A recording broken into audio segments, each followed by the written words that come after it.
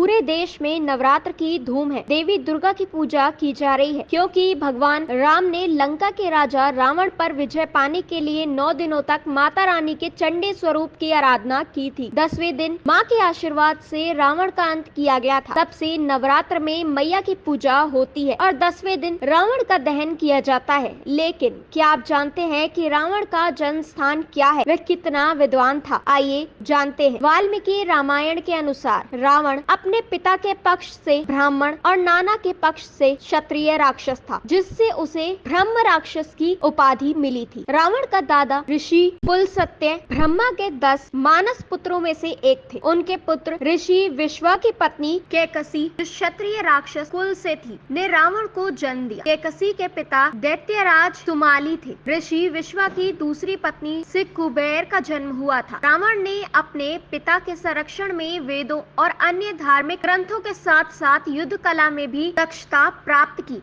उत्तर प्रदेश के गौतम बुद्ध नगर में ग्रेटर नोएडा के पास बिसरक नामक गांव में रावण के जन्म स्थान के रूप में मान्यता है। यहाँ दशहरा नहीं मनाया जाता। स्थानीय मान्यता के अनुसार कई साल पहले जब बिसरक के लोगों ने रावण का पुतला जलाया था तो वहाँ मौतों का सिलसिला शुरू हो गया था। इसके बाद लोगों ने रावण की पूजा करने का निर्णय लिया, जिससे मौतों का सिलसिला काफी हद तक थम गया था। लंका को विश्वकर्मा ने शिव और पार्वती के लिए बनाया था, जिसे ऋषि विश्वा ने यज्ञ के बाद शिव से दक्षिणा में मांगा था। रावण ने कुबेर को धमकी देकर लंका पर अधिकार किया। पिता विश्वा को पता था कि रावण की शक्ति के आगे कोई नहीं टिक सकेगा, इसलिए उन्होंने कुबेर को सलाह दी कि रावण को लंका दे दे। रावण केवल बलशाली ही नहीं बल्कि एक महान विद्वान भी था। इसका प्रमाण उस समय मिला जब भगवान राम ने लक्ष्मण को रावण से ज्ञान लेने के लिए कहा। रावण ने लक्ष्मण को यह ज्ञान दिया कि गुरु से ज्ञान प्राप्त करने के लिए उसके चरणों में बैठना चाहिए। यह परंपरा आज भी मानी जाती है। रावण चारों वेदों का ज्ञानी था और एक महान संगीतज्ञ भी था। उसने शिव तांडव, प्रकुठा, कामधेनु और युधिष्ठा तंत्र जैसे अनेक रचनाएं की। रावण ने रुद्र वीणा बजाने में आदित्य कौशल दिखाया। वह चिकित्सा